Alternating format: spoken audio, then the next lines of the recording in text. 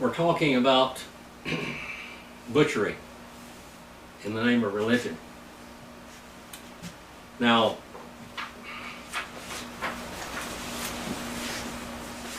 here's a book. Talks about some more religious butchery.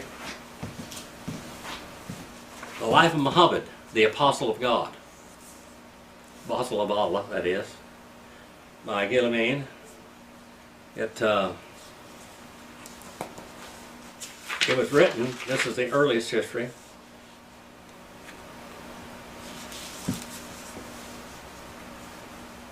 One of the earliest histories of Muhammad's life, and I think we got another one up there too someplace.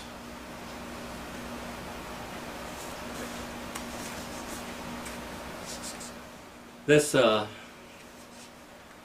is a book of butchery, a book of torture, a book of religious, not liberty, but religious totalitarian demands.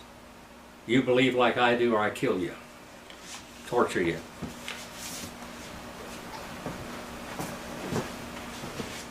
He went into Medina, he went into Khyber, he went in these different places. Get over here to 500 and something. He killed and killed and killed and killed.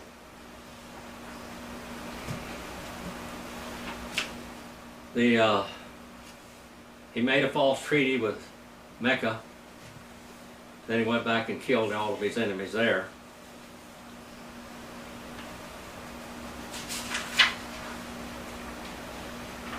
That was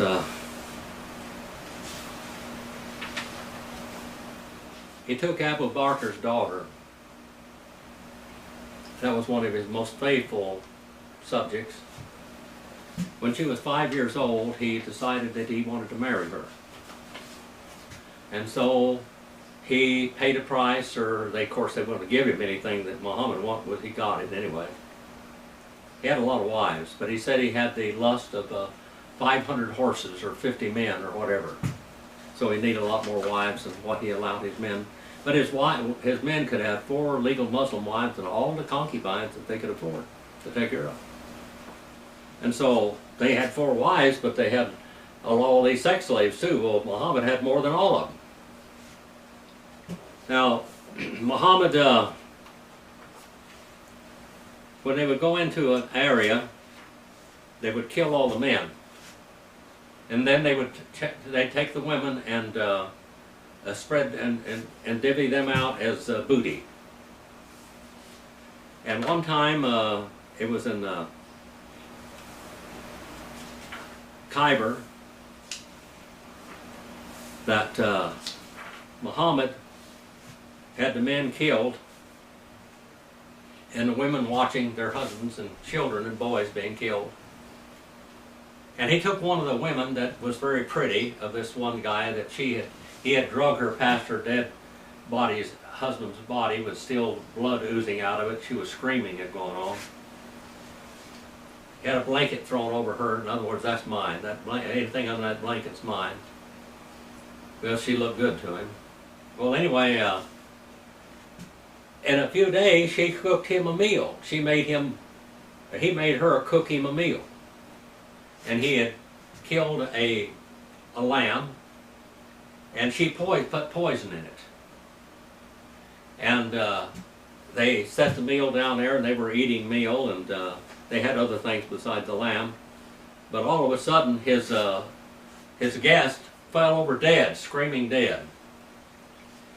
And he tasted the food and he spit it out. And then he basically told her, "Why did you do this?" She didn't know what to say. She hated him because he had killed her husband before her eyes and her children and everything else, and her family, her brothers, her sisters.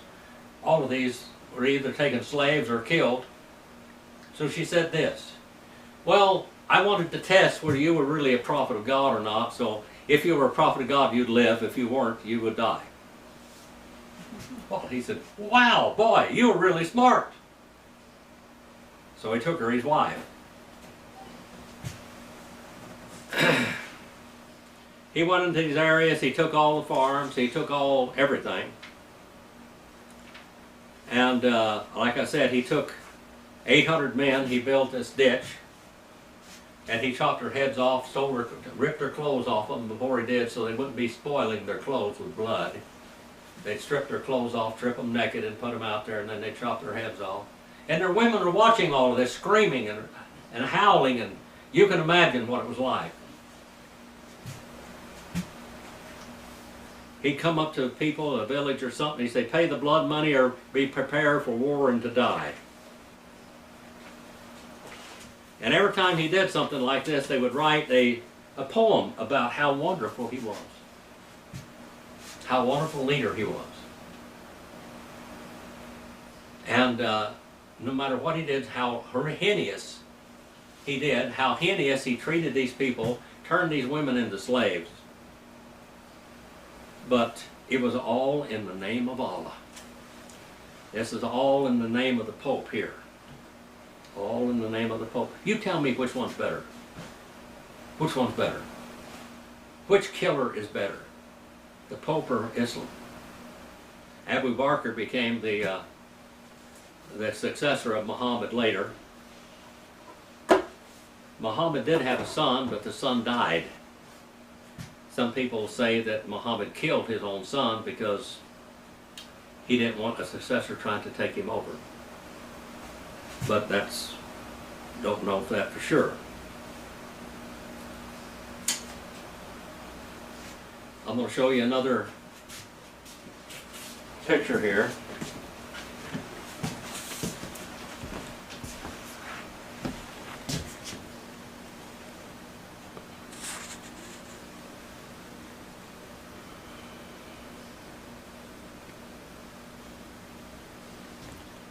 Maybe you can stop this video to look at this a little better. I don't know. These are real sketches of eyewitnesses of what happened.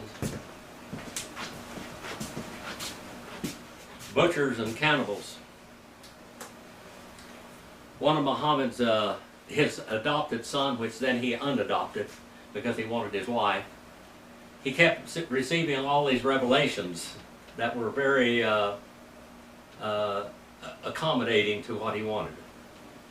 Anyway, he received a boy that he basically took as his son and adopted him, and he became a great warrior. And he had in one of his raids, he had gotten this wonderful, beautiful woman, and she was knockout, beautiful. Well, Muhammad went to his house one day, and the woman came scantily clothed to the doorway. And he asked if his son was there, and he said no. Well, she said, come in. He said, oh, no. I can't do that.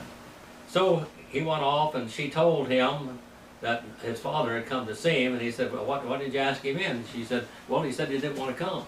So he went over, and he said, Father, why did you not come into my home? He said, well, I lusted after your wife. She was good looking. And I didn't want to go into the home because I lusted after her. He said, you can have her. Well, he said, there's an edict that I received, a message from God that I cannot take my son's wife. Okay, but you can have her, Dad. You can have her. You can have her. You know, anything you want, yours. He just worshipped Muhammad. Well, anyway, a short time after that, Muhammad got another revelation that he couldn't adopt a son, so he disinherited his son. And then he could take her as his wife, because he was no longer his son. It broke the boy's heart. The first time he went on a raid after that, he took a woman and tied her to 4 camels and ripped her to pieces. He was just violent after that. Violent. Now let's go back to this period of time, just a few hundred years later. The daughter of Martha. See if I can get a drink of water here.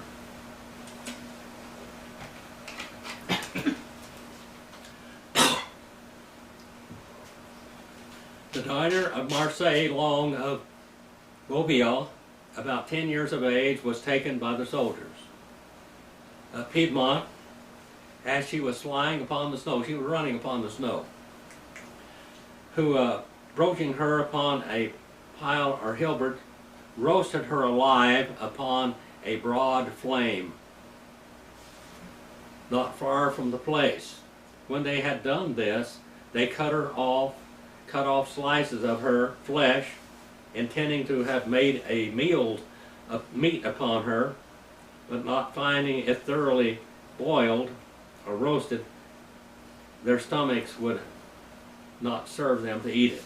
In other words, they were eating her, but the meat was not quite done well enough yet. This happened at Villa Nova, hard by Mirabok, and the authors of this various act were heard by divers to tell the story to their comrades in vaunting and boasting manner. They bragged about this. They had plenary indulgence, remember? They had indulgences. No matter what they did, they probably raped her first, like they did the other little 10-year-old girl. By the way, I started to tell you a while ago about Muhammad and Abu Bakr's daughter. She became Muhammad's favorite wife. She was the one that he died in her arms the night that he died. But anyway, she was 5 years old when he acquired her in marriage, and at 7 years old he consummated the marriage when she was 7 years old. He came to her father's house, and she was out playing on the swing in the backyard with her dogs. And he came in there, he said, Allah has told me it's time to consummate my marriage with your daughter, the little girl. So they brought her in there, and in her father's house, they put her in the bed in there, and Muhammad consummated his marriage with her. Right there. She was 7 years old. Now they tried to say she was 9 later on, but the book that I'm reading to you here, this one, says that Ibn Ishaq said that she was 7 years old when he took her in marriage. Literally.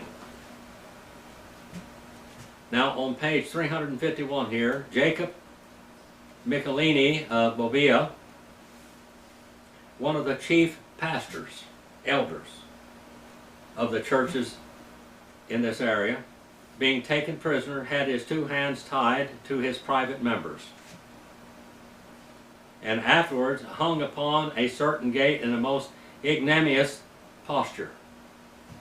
His hands tied to his privates, and then hung up like that on a gate.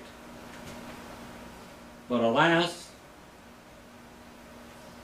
the shame to render apart, the pain was most exquisite and almost incredible, and all this they did to make him a possible renounce his religion, but seeing they could not prevail, they carried him away together with other prisoners, where, having with incredible consistency endured a world of other cruelties, he exchanged the sufferings of his miserable life for the joys of a better world.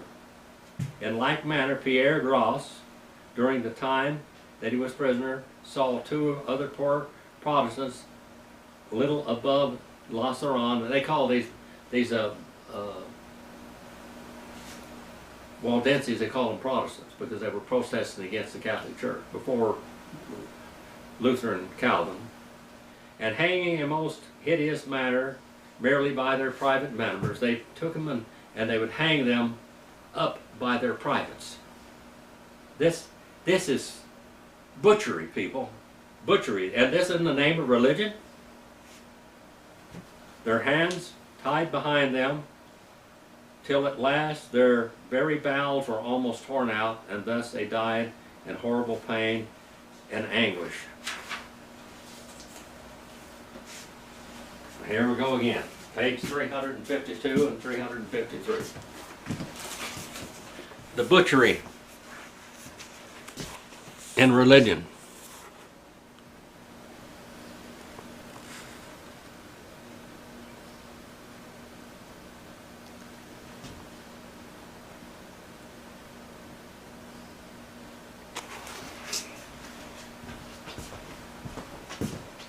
The butchers, the crusaders, The Inquisition. Giovanni Reganel of Bahia, 80 plus years of age. 80 plus years of age.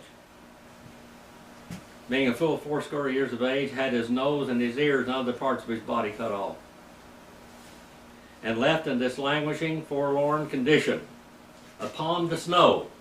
Remember, this is a cold country. This is up in the Alps. That's like living up there, Mount Everest or something, or up here in the White Mountains in the wintertime. Having laid a long time, at last he gave up the ghost.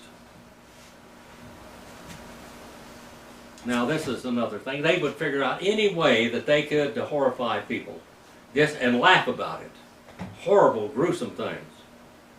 Daniel Salvagel and his wife, with Giovanni de Ravocci and Bartholomew Durant, and Daniel Revel, all of Auroras, and Paola, Renaud, and Babio. Daniel with his wife, likewise Giovanni, and his brothers, all of Rene.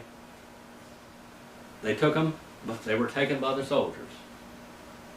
They were taken by soldiers. They were cramming gunpowder down their throats. Cramming gunpowder down their throats.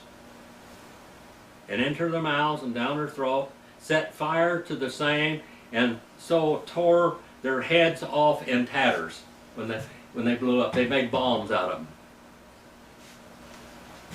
I leave the Christian reader to make that reflection as to please upon this devilish and prodigious usage of poor saints of Japhas, filled with gunpowder and set into a bomb.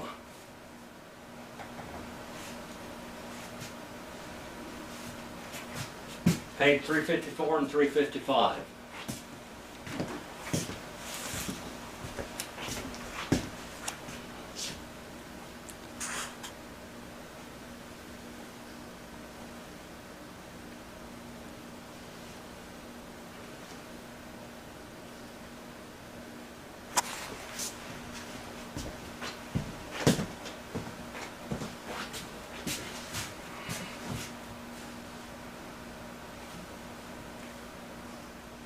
Cruelties exercised against the Jacob de Rome, a schoolmaster, being stripped stark naked.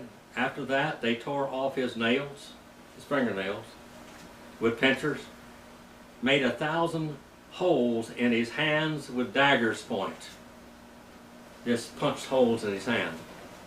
Was dragged by cord, then was fastened about his middle through the Borg of Lucerne, and every step as he marched along, one of the soldiers on one side cut a piece off of his flesh with a falchion, and another on the other side gave him a great blow with a staff, crying in the following words in French: "Will you now, Barbette, will you now go to Mass? Will you now go to Mass? Will you go to the Catholic Church?" To which the poor creature, with an incredible consistency, as long as he is able to speak, made in French, he said to them in French.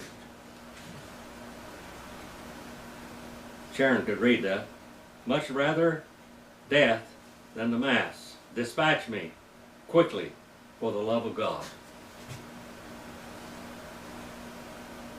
And by came a villainous Roche, a persecutor, who as soon as ever saw him cried out, giving him a deadly blow toward the head with a back sword. After that, he caused him to be brought to the bridge, and cutting off his head, threw him into the river of Pelus, which rolled the dead body down where it was found and buried. Paulo Gutner. Can you imagine?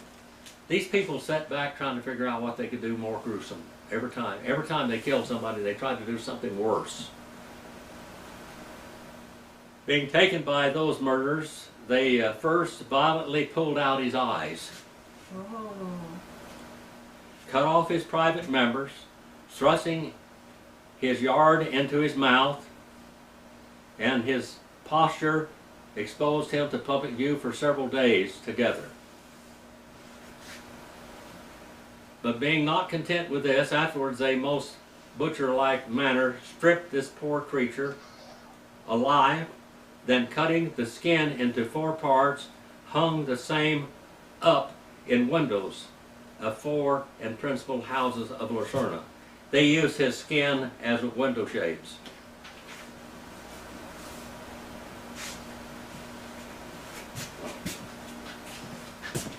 .356 and .357.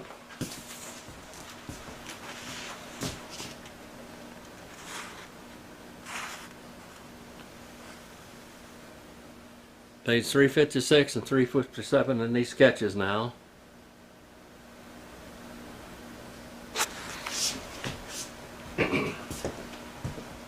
These people really lived, and they really died that you might have religious freedom today. Daniel Cordon. Daniel Cordon being taken by some of the soldiers a little above the temple of Giovanni. They cut off his head and took out his brains, and frying them the same, they ate him up. They also cut open his stomach and were taking out his heart to fry that and eat it, but they were frightened by some of the poor people's troops that were coming their way. Margarita Revel of La Carte and Maria Pavilion, St. Giovanni, likewise Madonna, Lena, Jenna Bazza, Latore, the third 80, the first fourscore and 5, and the other 90 years of age, of whom the second and the third were both blind. One of them is 85 years old, and 2 of them are 90 years old now. The mother-in-law of Captain Paolo Dionis, and of the age of 90 years, blind, both of Giovanni, were taken in a most barbarous manner and burned alive in a place called Waldenses, on one of the side of Angus, which was seen and hath been attested to by Judith Grant and by the wife of Matthew Jordan of Latore, and also Maria, daughter of Boch Divide. In the manner were handled Madonna, Leon, and Gianna Bacca, both of the Latore, last 90 and 80 years of age, and blind.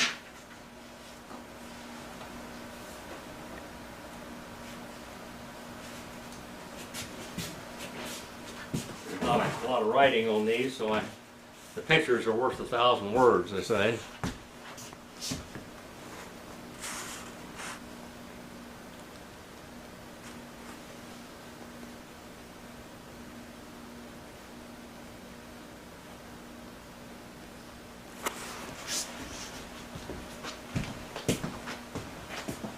I've never done this before in church history.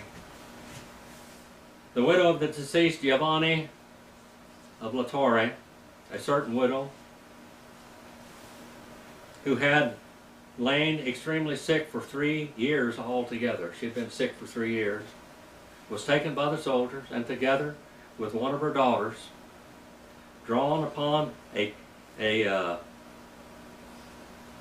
an ox cart, basically a cart, a wagon, through the streets of Latore.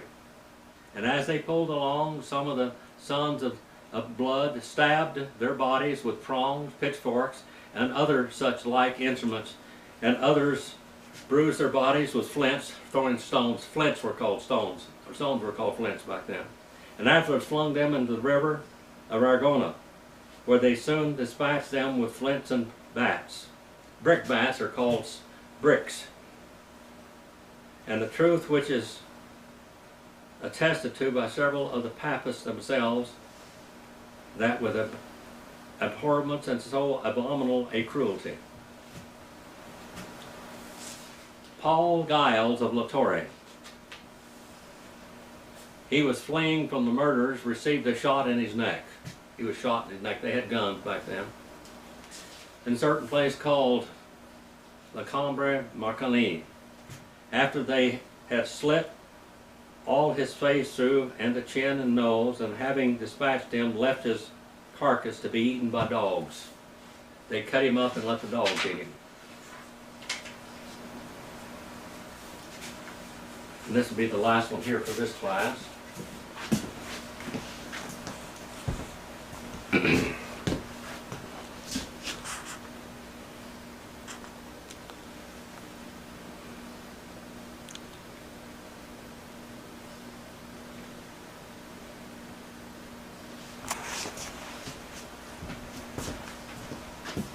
These sketches were drawn by eyewitnesses. 11 men were forced to throw one another into the fire.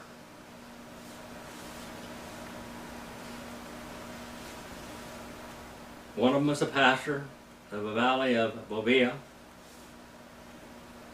Told the author during his abode at Giovanni, he heard several persons affirm that the presence of Montfaucon, Simon, Maillard, that's a long name, and some of the murderers, having taken 11 men at Gargalilnes, heated a great oven or furnace red hot. You saw that here. And caused those poor creatures to throw one another into the said burning fiery furnace successfully. And when the last came to the last man, they themselves threw him into that fiery furnace. It didn't all end in the Old Testament, people, with the Hebrew children in the fiery furnace. It went on. In the valleys of the Piedmont, 361. It's a thing most certain likewise, and very frequently those bloodhounds pursued and hunted the multitudes of those poor Protestants among the rocks of the mountains, and by very traces of their bleeding feet and legs in the snow, they trailed them. Their feet were cut and mangled by the ice and flints. And when they met with the way in the flight, the foregoing relations are some choice of stories picked and culled out of the heap to present the reader with their lively ideas. These that follow are mess of cruelties,